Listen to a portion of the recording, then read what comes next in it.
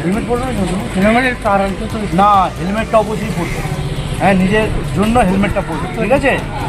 কোনো এক্সকিউজ না, হেলমেটটা অবশ্যই পরবেন। হেলমেট না হলে গাড়িতে উঠবেন না, এটা আপনার ভালো। কোনো কিছু ঘটনা ঘটে গেলে আপনি বিপদে পড়ে, আপনার ফ্যামিলি বিপদে পড়বে। হেলমেট অবশ্যই ইউজ করবেন, মনে থাকবে তো? পুলিশের ভূমিকা হচ্ছে এই যে ধরুন হেলমেট ফেলমেট পরা আমাদেরই সুবিধার জন্য পুলিশবাবুরা বলছেন, ঠিক আছে?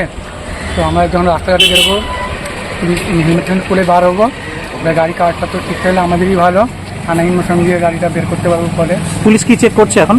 পুলিশ চেক করে ব্যাগে কী আছে না আছে দেখার জন্য। আপনার নাম? আমার নাম হচ্ছে শেখ বাপ্পু আলী। এটা কোন জায়গা? এটা ডিবুসুর।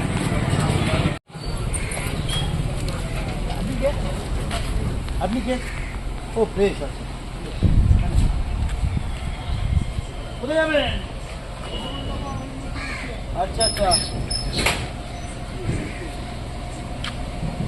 আচ্ছা, ঠিক আছে ঠিক আছে। পুলিশ কি চেক করছে? হ্যাঁ, পুলিশ চেক করছে, নাগায় চেকিং করছে। এটা কি পুলিশ ঠিক করছে?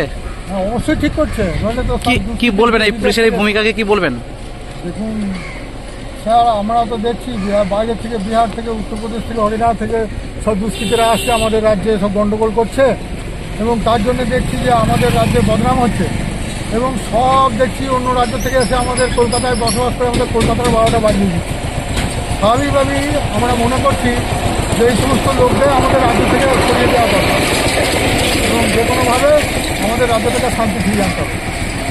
আপনার নাম? আমার নাম মির্জা দৌলত হোসেন, শ্যামসুন্দর।